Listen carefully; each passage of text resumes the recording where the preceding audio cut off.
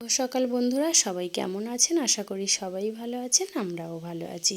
সকাল সকাল বাপের বাড়ি থেকে অনেকটাই সবজি পাঠিয়েছে। এই যে কাঁচকলা, থোড়, মোচা, শাপলা, এগুলো ওদের ওখানে বেশি হয়। তাই এই যখন যেমন সিজন তখন তেমন, তো এইগুলো পাঠিয়েছে। আর পাশের বাড়ি থেকে একজনের কাছে থেকে ডিম কিনলাম, একটা করে 11 টাকা করে পিস দেশি ডিম। তো মেয়ের একটু গালে ঘা হচ্ছে বলে একটু দেশি ডিম কিনলাম। আর একটু জ্যান্ত মাছ খাওয়ানো দরকার, তার জন্য পাশের বাড়ি কাকিমা প্রচুর কই মাছ ধরে, ওই কাকিমার কাছে থেকে 400 গ্রাম মাছ কিনে নিলাম।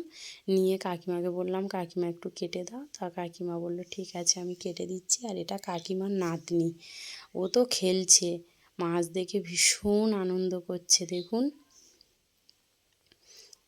এই দেখুন, ভয় করছে তাও আঙুল দিয়ে দিয়ে দেখছে।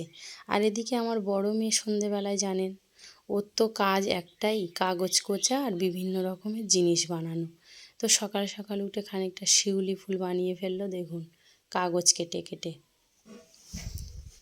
ফুলগুলো কেমন হয়েছে জানাবেন। দেখুন কতগুলো শিউলি ফুল বানিয়েছে আমার ছোটো মেয়ে। আর আমার বাবা এসেছে, এই যে ছোটো মেয়ে গিয়েই দাদুর কোলে উঠে গেছে, গিয়ে বসে বসে দাদুর কোলে আনন্দ করছে। আর এদিকে লুডো খেলছে দাদুর সাথে, আর শুধু চুরি করছে। দাদু বলছে আমি কিন্তু দেখতে পাচ্ছি তুমি চুরি করছো, আর হাসছে আর দুজনে খেলছে।